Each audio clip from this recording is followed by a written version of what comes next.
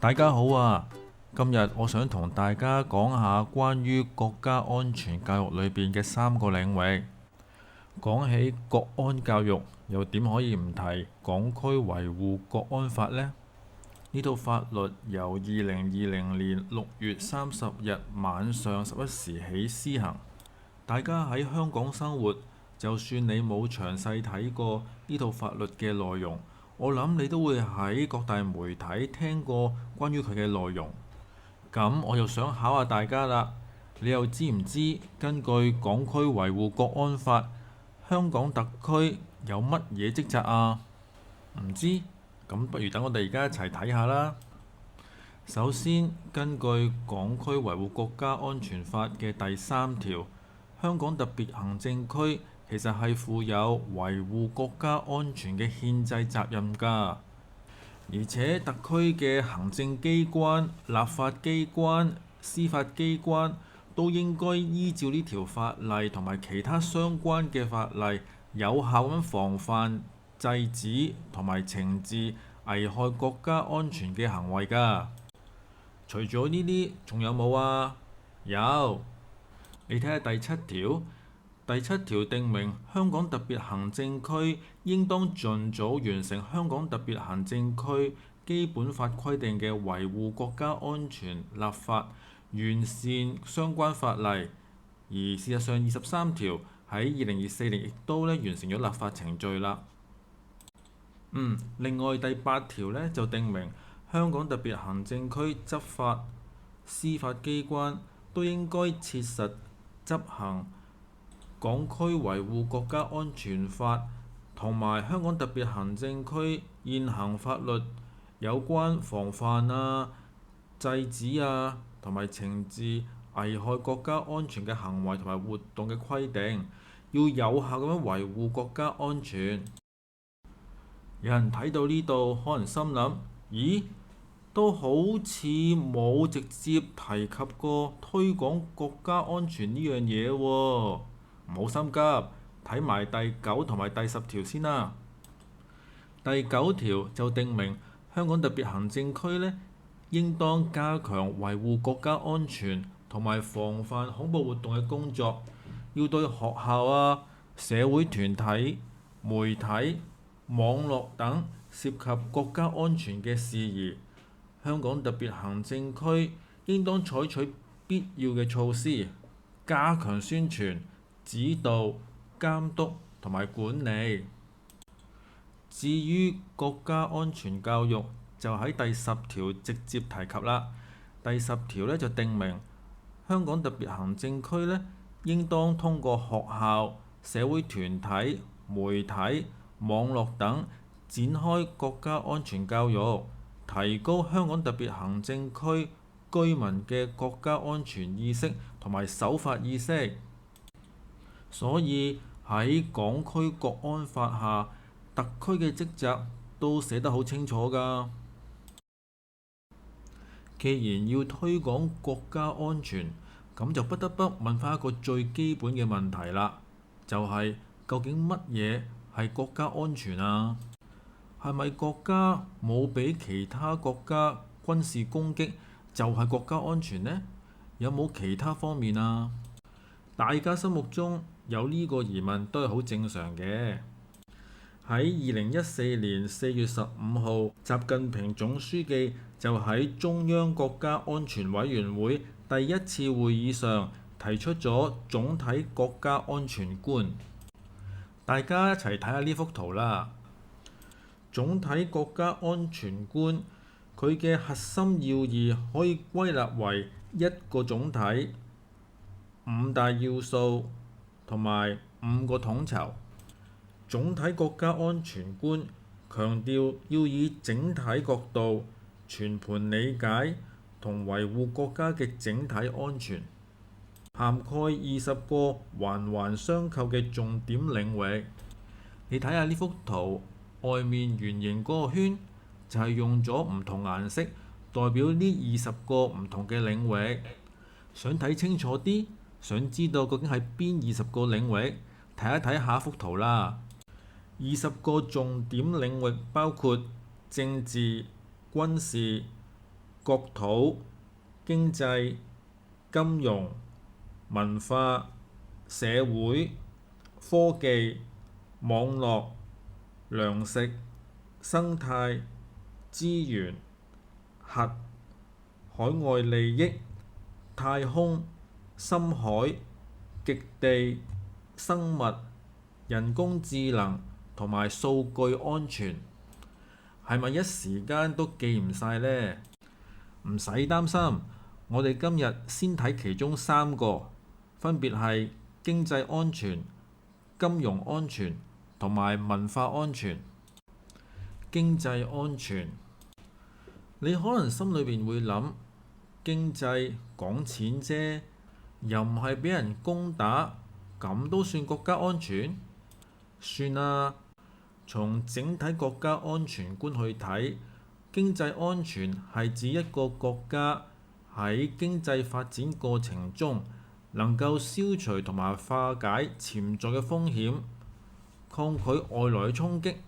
以確保國民經濟持續、快速、健康嘅發展，咁先至可以確保國家經濟利益持續處於一個穩定發展嘅狀態。要留意嘅係，國家越係開放，所面對嘅風險就可能越高，所以越要重視安全，要統籌好發展同埋安全兩件大事，就必須增強自身嘅競爭能力、開放監管能力同埋風險防控能力。換句説話講，一方面要提高國家嘅經濟整體實力，另一方面又要抵禦內外各種衝擊同威脅嘅能力，重點防控各種重大風險挑戰，保護根本利益唔受到傷害。香港能夠喺維護國家經濟安全中發揮重要嘅作用，因為香港喺一國兩制下擁有背靠祖國、聯通世界嘅獨特優勢，令香港能參與同埋助力國家發展及建設更高水平開放型經濟新體制。跟住我哋一齊睇下下一個領域，金融安全。首先，究竟咩嘢係金融安全呢？金融安全係指國家嘅金融體系能夠抵禦內外部衝擊，金融主權相對處於冇危險同不受威脅，金融體系同埋有關嘅經濟主體仍然能夠保持平穩運行，而且國家其他利益都處於免受金融手段或者管制所致嘅危險、威脅嘅狀態。講到呢度，大家都可能仲記得喺1997年至到1998年期間，有一啲國際嘅金融大鱷曾經大量做空股市、拋售港元，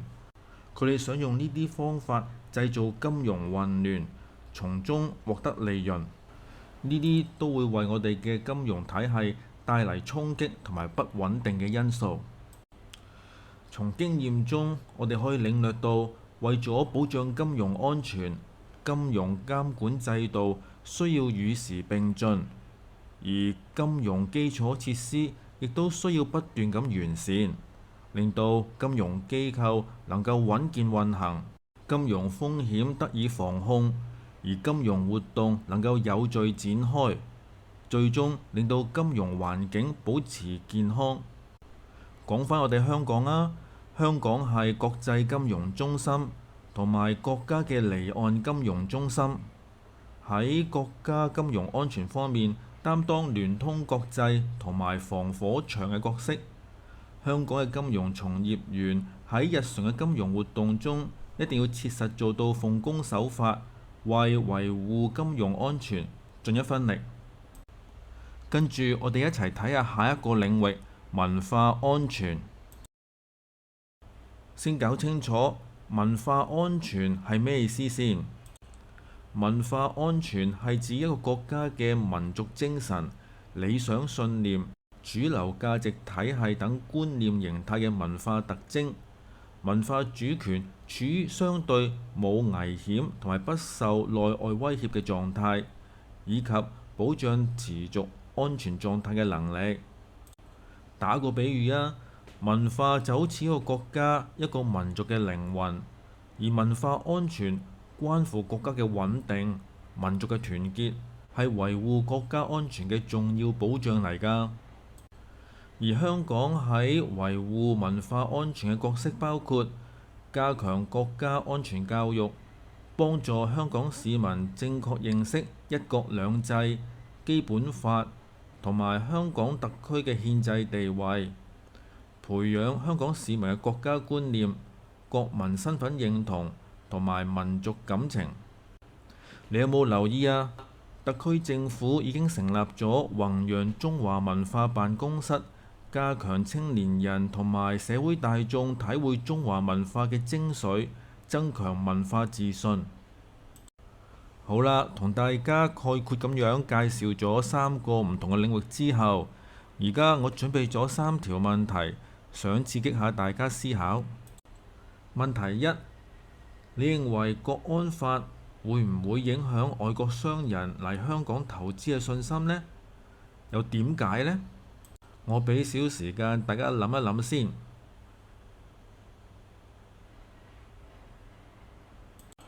好。其實國安法係保障香港免受相關嘅威脅，有利於保持香港嘅政治同埋社會穩定。長遠嚟講，有助維持有利嘅營商同埋投資環境，促進香港繁榮。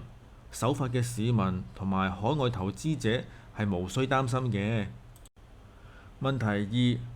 你認為國安法會否改變香港單獨關稅區嘅地位同埋對外經貿聯繫呢？好，我又俾少少時間大家諗下先。好啦，答案係唔會影響嘅，因為香港作為單獨關稅區嘅地位係受到基本法第116條保障，獲世界貿易組織肯定，係唔會任意改變嘅。國安法只係針對4項危害國家安全嘅行為同埋活動，係唔會影響喺香港合法經營嘅外商，亦都唔會影響香港嘅單獨關稅區地位同埋對外經貿聯繫。好，問題3：港區國安法針對勾結外國或境外勢力，會唔會影響香港市民與外國嘅學術交流、文化交往、投資經貿等活動呢？我俾時間大家諗諗先。答案係唔會嘅，因為香港居民享有嘅基本權利同埋自由都受到基本法保障，係唔會受到影響。而港區國安法規定嘅勾結外國或境外勢力危害國家安全罪，係針對特定行為，喺法律裏面有清晰嘅界定，係唔會影響市民與外國或境外嘅正常交往活動，亦都唔會令人誤墮法網。最後，我想同大家做個小總結。大家都講有國才有家，國安才能家好，正正反映出維護國家安全人人有責。維護國家主權、安全同埋發展利益，同香港市民息息相關。每個市民都應該係維護國家安全嘅推動者，而唔係旁觀者啊！多謝大家。